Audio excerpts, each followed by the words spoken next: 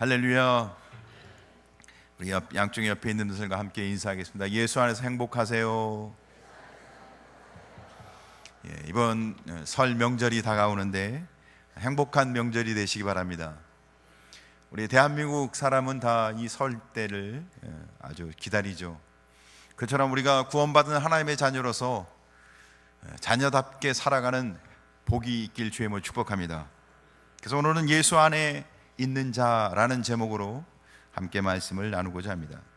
고린도라는 도시는 그리스의 3대 도시입니다. 아테네, 스파르타와 함께 3대 도시.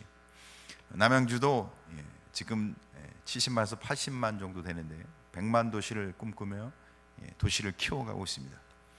우리가 도시가 커지는 걸 굉장히 좋아하죠.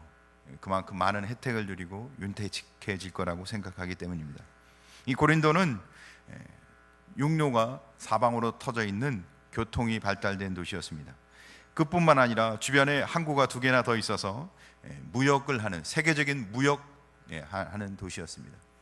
교통이 발달되고 무역을 하고 경제적으로 아주 윤택하고 번영한 도시였다는 겁니다. 돈을 많이 벌고 사람들이 많이 모이고 결국 문화와 예술, 다양한 분야에서 이 도시가 굉장히 아주 번화한 도시였습니다. 그만큼 사람이 살만한 도시였다는 거죠. 살만한 도시. 그런데 살만한 도시라는 것은 또 다른 이유는, 또 다른 측면으로는 쾌락을 추구한다는 뜻도 있습니다. 그만큼 성적 방종한 도시가 되기도 했습니다. 우리가 살만해지면 더 유익하고 건강하고 또 의로운 삶을 사는 게 아니라 쾌락을 추구하게 되어 있다는 거죠. 특히 이 고린도에는 아프로디테라는 여신을 섬기는 도시였습니다. 이 아프로디테에는 여사제들이 제사를 지내죠. 그런데 그 제사 형식 중에는 성관계를 하는 것이 있었습니다. 굉장히 좋지 않습니까? 남자들이, 고린도에 사는 남자들은 굉장히 좋았습니다. 왜냐하면 아프로디테 여신께 제사를 드리는데 그것이 당대의 미인들, 여사제들이 굉장히 미인이었는데 미인들과 함께 성행위를 하는 것이었어요. 남자들이 정말 혹하고, 그래요. 제사를 지내고 예배를 드리고 그들이 어떤 종교 생활을 하는데 그것이 성관계를 하는, 그만큼 타락한 도시였어요. 하물며 종교 생활도 그런데 그들의 일상 사생활은 어땠을까? 두말할 나위도 없는 것이었죠. 그래서 그 당시에 고린도는 소돔과 고모라였다고 얘기합니다. 소돔과 고모라, 죄악의 도시죠. 그래서 사람들은 고린도 사람 그러면 타락한 사람을 뜻하는 거였습니다. 타락한 사람, 고린도 사람. 그래요. 이 방탕한 도시 고린도, 하나님이 이 도시에 뭔가를 한 가지 주길 원하십니다. 타락하고 방종하고 더 이상 죄를 지을 수 없을 만큼 죄를 짓고 있는 도시에게 하나님이 딱 한 가지를 뭔가를 주시길 원하세요. 뭘 주실까요? 하나님이 이런 도시에는 뭔가를 주길 원하십니다. 뭘 주실까요? 심판. 하나님이 주시고자 하는 것은 그 도시를 심판하실 외에는 없었어요. 유황과 불이 가득한 심판이 임할 도시인 것이었습니다. 유황과 불이 임할 그 불쌍한 땅, 그 불쌍한 도시에 살고 있는 사람에게 바울은 2차 선교에 이 고린도에 가서 하나님의 말씀 복음을 전합니다. 음탕하고 방탕한 도시에도 하나님의 택한 백성들이 복음을 듣고 변하기 시작합니다. 아무리 방탕한 도시인데도 불구하고 복음이 임하니까 그곳에 예수를 믿는 사람이 생겼고 그곳에 고린도 교회가 세워졌습니다. 할렐루야. 세상에 아무리 타락해도 복음을 듣는 곳에서는 교회가 세워지는 겁니다. 복음을 듣고 예수를 믿으면 그곳에 하나님의 거룩한 나라가 임하는 것입니다. 할렐루야. 바울은 이 고린도에서 1년 반 동안 사역합니다. 교회를 든든히 세우고 예수 그리스도를 통해서 믿음과 신앙의 삶을 살아가도록, 교회를 와서 예배를 드리고 신앙생활하는 것은 그 하나님의 말씀을 통해서 내가 그렇게 삶을 살아가도록, 여러분 예배 한번 와서 드리고 가는 종교적 삶을 살기 위해서 우리가 그리스도인이 아닌 거예요. 내가 오늘 이 예배를 드리고 있다는 것은 내가 이제는 예수 그리스도의 은혜 가운데 거룩한 삶을 살아가도록 이 예배를 통해 내 삶 속에 그 고백과 감격이 있길 주님의 이름으로 간절히 소원합니다. 바울은 자기가 세운 교회, 실제로는 예수님이 피값으로 세운 교회죠. 이 고린도를 생각하면 가슴이 뛰었습니다. 엄마가 낳은 자녀를 생각하면 오랫동안 떨어져 있으면 그 자녀가 이 가슴에 묻히지 않습니까? 그처럼 바울은 자기가 세운 이 고린도 교회를 생각할 때마다 늘 가슴에 그 교회를 두고 늘 기도했습니다. 가슴에 두고 기도하는 교회. 왜? 자기가 세웠기 때문에.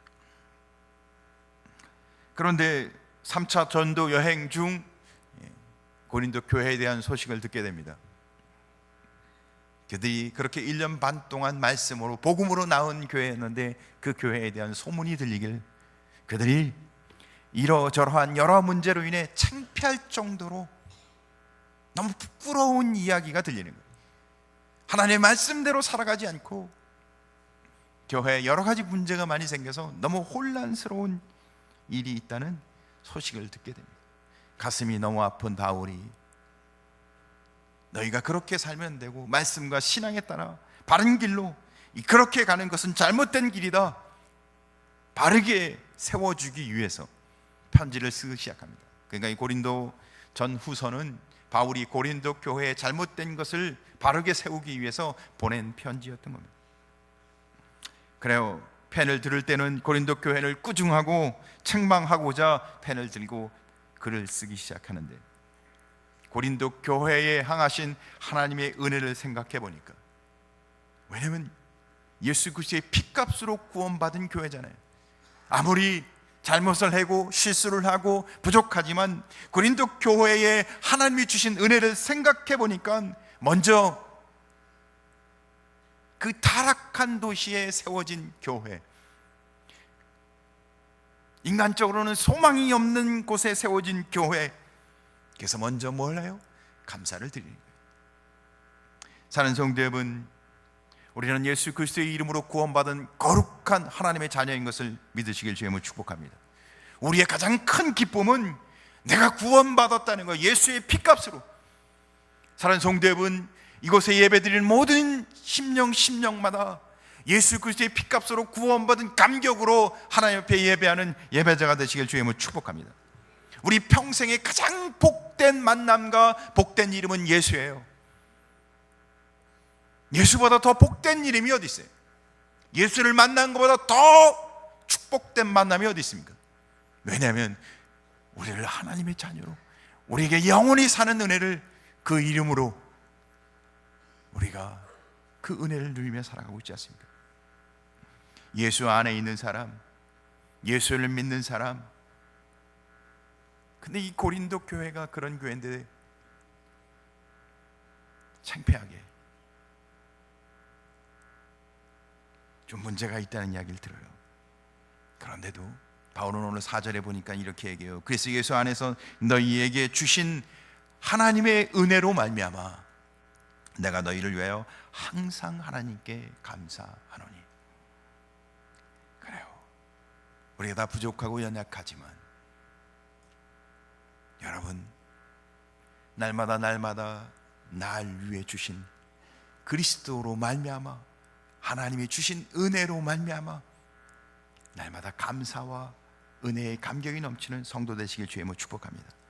그래요, 우리는 예수 안에서 감사하고 행복해야 할 성도라는 겁니다. 사랑하는 성도 여러분, 예수 안에서 감사하고 행복한 성도 되시길, 예수님이 주신 은혜가 무엇인지를 알아 하나님의 은혜로 말미암아 감사하고 행복한 성도가 되시길, 내가 어디에 있든 어떤 삶에 처해 있든 이 교회가 어떤 상황에 있든 이 근곡교회와 온 성도는 예수 안에서 하나님의 은혜로 말미암아 감사하고 행복한 고백이 터지길 주님을 축복합니다. 지구촌 어느 교회일지라도, 지상에 있는 어느 교회일지라도 이 은혜 안에 있는 것이 교회며 성도인 것입니다. 우리는 이 특별한 은혜 안에 있는 하나님의 거룩한 백성인 것을 오늘도 고백하길 주님을 축복합니다. 그러므로 우리는 온 세상 사람들을 두 분류로 나눠서 이야기할 수 있습니다. 첫째는 교회 안, 예수 안에 있는 사람, 교회 밖, 예수 밖에 있는 사람. 아무리 성공해도 대통령, 의사, 박사, 성공한 사업가, 아니면 성공한 스포츠인, 요즘은 뭐 스포츠인들이 돈을 정말 많이 벌더라고요. 연예인, 기도 예수 밖에 있는 사람은 멸망받을 인생입니다. 아무리 실패했어도, 가난하고 지질하게 못 살아도, 병원이 있어서 늘 병원을 내 집같이 다녀도, 실력도 없고 지식도 딸리고 나이는 늙고, 남들이 보기에는 정말 비참한 인생일지라도 예수 안에 있는 자는 영원히 복받을 인생인 줄 믿으시길 주의 축복합니다. 우리가 인생을 살아가는 중에 가장 복된 인생은 예수 안에 있는 자인 겁니다. 정말 그렇게 믿고 살아가길 주의 축복합니다. 그런데 우리가 정말 그런가요? 집이 좋은 집을 살아야 되고 돈을 많이 벌어야 되고 그래야 좀 몸 안심이 되지 않습니까? 좋은 차를 끌고 다녀야 좀 뽀대가 나지 않습니까? 그리고 좀 뭘 많이 알아야 되잖아요. 지식, 지혜, 그래서 공부도 많이 하고. 사는 성도 여러분, 우리가 인생을 살아가며 예수 안에 있는 게 최고의 복으로 고백되어지고 그 고백대로 삶을 살아가는 은혜가 있길 주의 축복합니다. 아니면 헛믿는 거예요. 위선자인 겁니다. 제가 어렸을 때 큰 부잣집을 보면 마당에 잔디바지 있고 정원이 있더라고요. 그리고는 대문에서부터 집까지 가는데 좀 걸어야 돼요, 그죠? 몇 분을 걸어갑니다. 그리고는 대저택이 있고 참 부럽더라고요. 저런 집에 사는 사람들은 어떤 사람일까?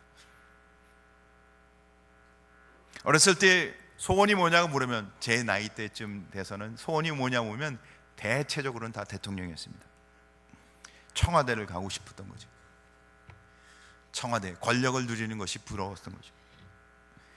사는 성도 여러분, 그러나 부러워하지 마시고 예수 안에 사는 삶이 최고로 복된 삶인 것을 가슴으로 분명히 고백하고 일상 삶 속에서 그 고백이 날마다 터지는 성도 되길 주님을 축복합니다.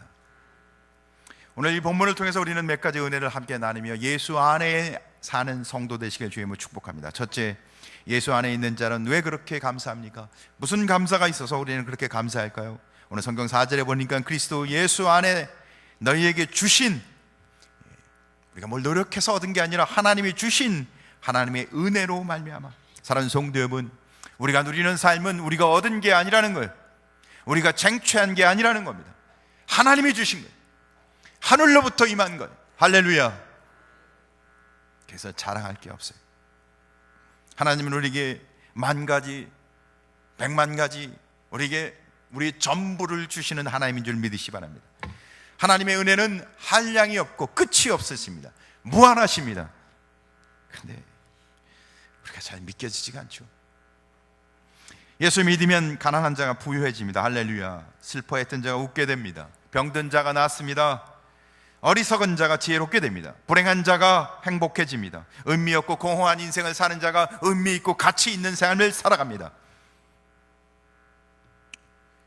예수 안 믿어도 그런 삶을 사는 사람들이 있어요, 그죠? 예수를 믿고 안 믿고 관계없이 우리는 다 그렇게 살길 원해요. 부유하고 웃고 더 나은 삶을 살고 지혜롭고 행복하고. 그런데 그것을 다 한번 모아서 생각을 해보니까 그건 좀 더 지혜롭고 좀 더 낫고 좀 더 잘 사는 거예요, 그죠? 어디에서요? 이 땅에서 사는 성도 여러분, 땅에서 잠시 잘 사는 것, 이 땅에서 잠시 더 나은 삶을 사는 것 정도라는 겁니다. 예수를 믿고 사는 것은 그 정도가 아니라 예수 믿고 믿음 안에 사는 것은 최고의 은혜, 최고의 축복, 최고의 행복한 삶을 살아가는 것입니다. 할렐루야. 그게 뭐예요? 우리가 예수 그리스도의 피값으로 영원히 하나님의 자녀가 된 것입니다. 할렐루야. 세상의 삶은요, 돈을 좀 벌면 좋은 집에 삽니다. 그러나 영원히 좋은 집에 사는 건 아니에요. 집을 한번 지으면 영원히 그 집이 좋은 집입니까? 좋은 차를 타볼 수 있습니다. 좋은 차라는 게 10년, 20년 계속 좋은 차인가요? 1년만 지나면 구식이잖아요. 구형이고. 사랑하는 성도 여러분, 성경은 우리가 예수 그리스도를 믿음으로 영원토록 구원받은 하나님의 자녀의 삶을 주셨다고, 우리에게 구원의 삶을 주셨다고, 이 감격이 이 가슴과 심령에 고백되어져서 내가 가장 행복한 삶을 살아가는 성도가 되시길 주의 이름으로 축복합니다. 너희가 그 은혜로 인하여 믿음으로 말미암아 구원을 얻었나니 이것이 너희에게서 난 것이 아니요 하나님의 선물이라 행위에서 난 것이 아니니 이는 누구든지 자랑하지 못하게 함이냐. 우리가 받은 이 구원은 고린도 교회 교인이나 우리나 똑같이 받은 것인데 우리가 뭘 해서 얻은 게 아닌 거예요.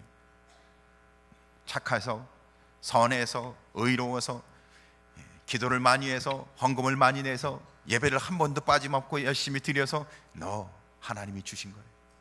자랑할 것이 없어요. 그러니까 믿음 안에 깨닫고 깨닫을수록 더 겸손해져야 되는 거예요. 나는 한게 없는데 하나님이 주셨으니까, 나는 한게 없는데 하나님이 날 여기에 세워주셨으니까, 난 자격도 안 되는데 하나님이 날 이 구원의 감격과 은혜 속에 나를 불러주셨으니까, 은혜를 알면 그냥 설렁설렁 주일만 와서 예배를 드리는 자가 될 수가 없어요. 인생을 그렇게 살 수가 없어요. 정말 그것을 알고도 그렇게 산다면 그는 진짜 나쁜 사람인 거예요. 그렇지 않아요? 잘 모르니까 그렇게 사는 거예요. 사는 성도 여러분, 주님이 날 위해서 십자가에 주신 은혜의 감격이 회복되어져서 우리의 신앙의 모습이 바뀌는 은혜가 있기를 주의 이름으로 축복합니다. 십자가의 은혜, 날 구원하신 은혜, 세상 모든 것은 다 유한하고 그것이 영원하지가 않습니다. 1, 2년 길어야 얼마나 갑니까? 100년, 200년 가도 그게 대수입니까? 그러나 하나님이 주신, 내게 주신 은혜는 영원한 줄 믿으시길 주의 이름으로 축복합니다. 하나님이 내게 영원한 복을 주셨다는 거예요. 우리가 행복하길 위해서 열심히 일하지 않습니까? 열심히 노력하지 않습니까? 여러분, 행복하기 위해서, 건강하기 위해서, 더 잘 되기 위해서, 더 잘 살기 위해서, 그래서 피 튀기는 인생을 살지 않습니까? 근데 하나님이 오늘 성경에 이야기하세요. 내가 너에게 영원히 복된 삶을 이미 주셨다고. 그런데 어리석게도 몇 년 잘 살겠다고 노력해도 얻지도 못하면서, 사랑하는 성도 여러분, 예수 안에 우리에게 이미 영원히 복된 삶을 그리스도 안에서 그리스도의 피값으로 주신 것을 고백하며 이제는 다른 인생을 살아가는, 이제는 다른 삶을 살아가는, 세상에 매여 사는 게 아니라, 세상을 쫓아가며 사는 게 아니라 거룩한 하나님의 자녀로서 거룩을 향해 가는, 거룩을 향해 투자하는 인생이 되시길 주의 이름으로 축복합니다.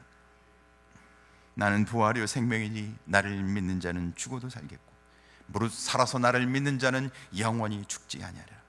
우리 육신은 언젠간 다 죽어요. 안 죽는 사람이 어디 있어요? 다 늙고 죽습니다. 저도 마음으로는, 이 심정적 제 마음으로는 제가 23살이에요. 제가 뭘 해도 안 질 것 같아요. 그러나 저도 늙어가고 있고 저도 언젠간 반드시 죽습니다. 그러나 성경은 저에게 이렇게 약속해 주십니다. 너는 그리스도 예수 안에 믿음으로 영원히 산다고. 사랑하는 성도 여러분, 우리가 아무리 이 땅에서 성공해도 영원하지 않습니다. 성공하지도 잘 너무 힘들긴 하지만, 근데 하나님은 우리에게 오늘 이 자리에 있는 온 성도, 아니 이 지상에 있는 모든 교회 성도들에게 이렇게 약속하고 있습니다. 예수 안에서는 영원히 산다. 할렐루야. 예수 안에서는 영원히 복되도다. 예수 안에 있는 자가 최고의 복이라는 겁니다. 그래서 예수 안에 있는 자에게는 삼무, 세 가지가 없어요. 사망이 없고 정죄가 없고 심판이 없습니다. 우리는 그런 삶을 살길 원하잖아요. 고통 없이 편안하게 행복하게 그런데 예수 안에 있다는 거예요. 할렐루야. 사랑하는 성도 여러분, 이 은혜가 깨달아지면 자다가도 벌떡 일어나서 찬송해야 하는 거예요. 이 은혜가 분명히 안다면 그냥 설렁 예배 드리고 갈 수가 없어요. 은혜가 뭔지를 가슴으로 느끼질 못하니까, 알면서도 그렇게 살지 않는다면 정말 나쁜 사람이죠. 고린도 교회 문제가 있는 교회였습니다. 그래서 바울이 너에게 주신 은혜가 무언데 너희가 왜 그렇게 사느냐, 너에게 주신 은혜를 내가 보니까 너무너무 하나님 앞에 감사합니다. 사랑하는 성도 여러분, 우리는 예수 안에서 행복하고 감사한 삶을 사는 성도 되길 주의 축복합니다. 두 번째, 믿음의 눈으로 보면 감사하게 됩니다. 오늘 성경 자세히 보니까 고린도 교회에 여러 가지 은혜를 주세요. 모든 언변과 모든 지식에 풍족하고 은사에 부족함이 없으니, 이 교회예요. 정말 고린도 교회는 하나님이 많은 것들을 주셨어요. 언변과 지식이, 특히 하나님의 말씀을 가르치면 기가 막히게 알아들어요. 하나님의 말씀을 같이 배우는데 지식의 수준이 굉장히 높아요. 깨닫고. 우리 현대 크리스찬의 삶을 보면요, 뭘 몰라서 잘 못 알아듣는 사람은 거의 없습니다. 제가 같이 만나서 이야기를 해보고, 또 요즘 분들을 다 이렇게 가만히 살펴보면요, 다 잘하세요. 어떤 부분은 저보다 더 잘하세요. 어떤 부분은 저보다 더 훨씬 전문가예요. 이 고린도 교회는 언변과 지식과 은사가 부족함이 없도록 풍성한 교회였습니다. 그런데 사실은 그 언변과 지식, 그들이 갖고 있는 그 탁월한, 특별히 이 고린도에는 철학적 기반이 갖춰 있는 도시였어요. 그런 철학적 지식 배경을 갖고 있는, 그러니까 말씀을 잘 이해하고 깨달아요. 그런데 오히려 이 바울이 갖고 있는 어눌한 은사를 조롱하고 사도성을 의심하는데 그 은사를 사용해요. 또한 그들이 갖고 있는 풍성한 은사를 통해서 교회에 문제를 일으켜요. 바울이 아마 글을 쓰면서 그런 부분을 쓰기 시작했다면 고린도 교회를 신랄하게 비난해야 돼. 너희는 어떻게 그렇게 말 잘하고 그 탁월한 지식을 갖고 그렇게 사느냐, 너희 그렇게 살면 안 된다 하면 까야 돼. 너희가 어떻게 하나님이 주신 그 많은 은사를 통해서 어떻게 너희가 그렇게 교회에 있을 수가 있느냐.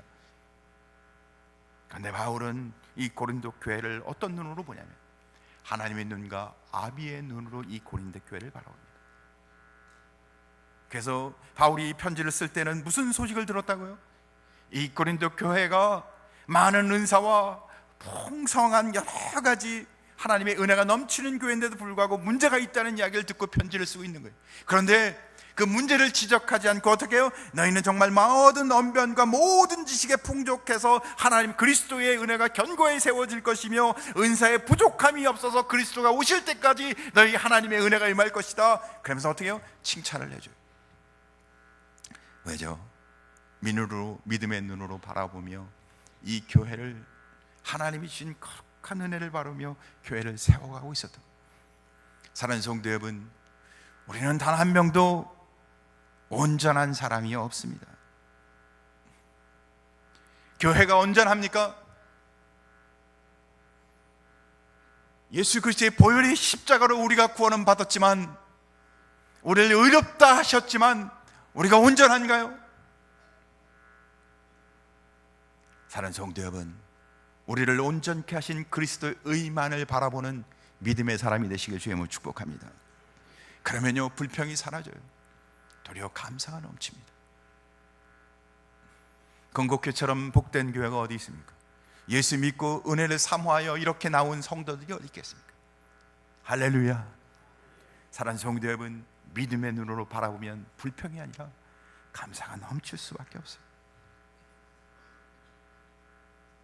고린도 교회, 바울은 고린도 교회를 하나님의 마음으로, 아비의 마음으로, 믿음의 눈으로 바라보았던 거예요. 하나님이 세우신 교회, 문제가 있지만 하나님이 이 교회에 주신 은혜가 넘치는 교회. 사랑하는 성도 여러분, 우리도 늘 하나님이 주시는 은혜로, 믿음으로 바라보며 늘 주님의 은혜 가운데 감사하며 찬송하며 승리하는 성도 되길 주의 이름으로 축복합니다.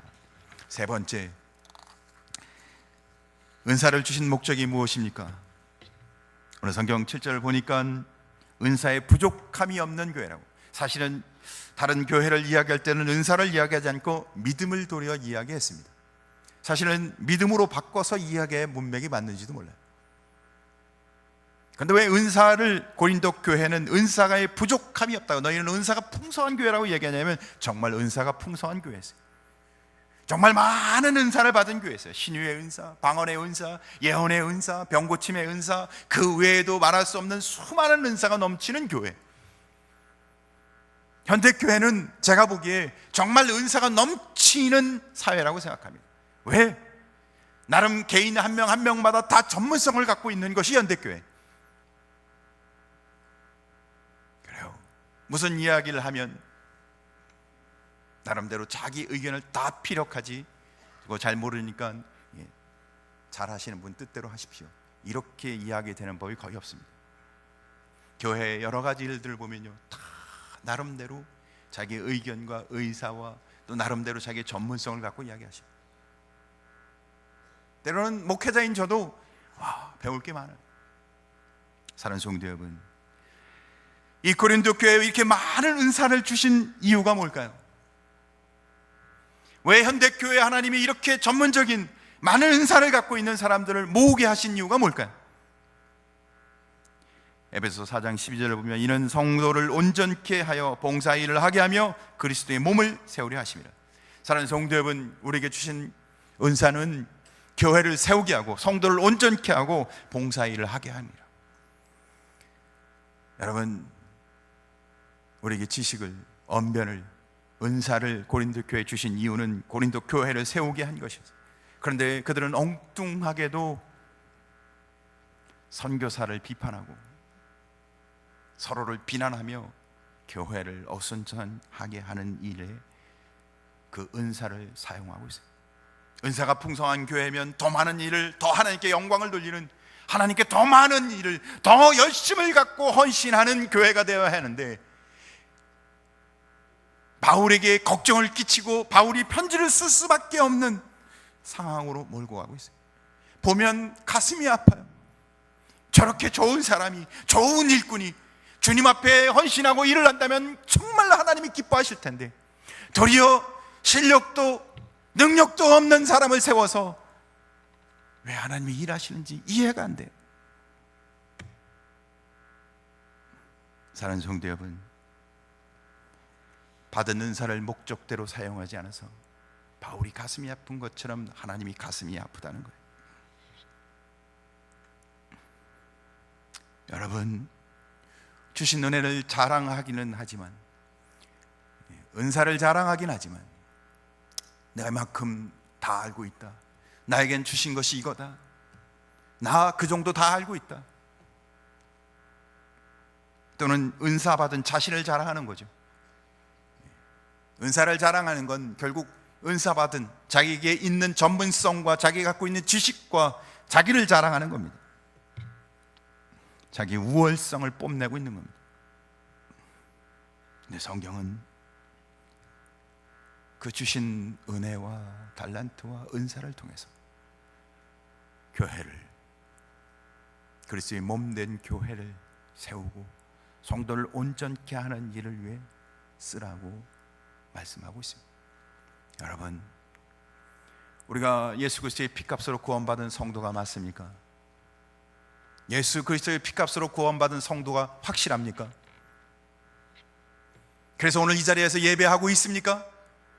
그렇다면 여러분 각자에게 주신 그 은사와 달란트를 통해서, 여러분에게 주신 하나님의 은혜를 가지고 교회를 섬기고 하나님의 교회를 복되게 하는 일을 위해 헌신하고 투자하는 성도 되시길 주의 이름으로 축복합니다. 제가 얼마 전 한 세미나를 참석했습니다. 그곳에 참여한 강사 목사님이 자기 교회를 소개하시더라고요. 자기 교회는 주를 위해 헌신된 40명이 있대요.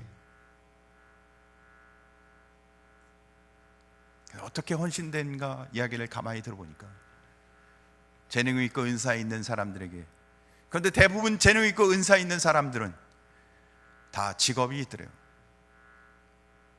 그 일을 가지고, 그 재능과 은사를 가지고 돈을 열심히 벌고 자기를 위해, 가족을 위해 열심히 사는 거죠.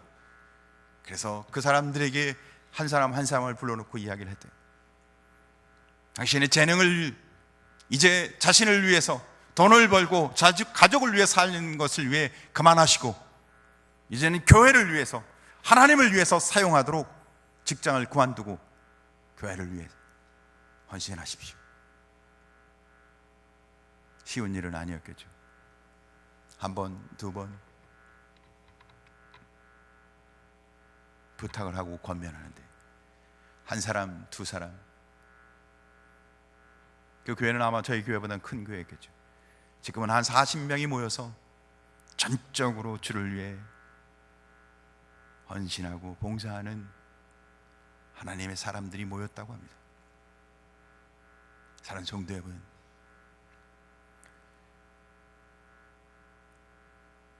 주님이 날 구원하신 것은 날 통해서, 내게 주신 은사를 통해서 교회를 든든히 세우고 하나님을 영화롭게 하는 삶을 살기 위해서입니다. 우리에게 지혜를 주시고, 우리에게 언변을 주시고, 우리에게 은사를 주시고, 우리에겐 각자의 각양의 하나님의 은혜가 다 있는 줄 믿으시 바랍니다. 사랑하는 성도 여러분, 주님이 우리를 구원하셔서 우리에게 주신 그 은혜를 통해서 이 교회를 하나님께 영광을 돌리는 삶을 살아가길 원하십니다. 단 한 명도 예외 없이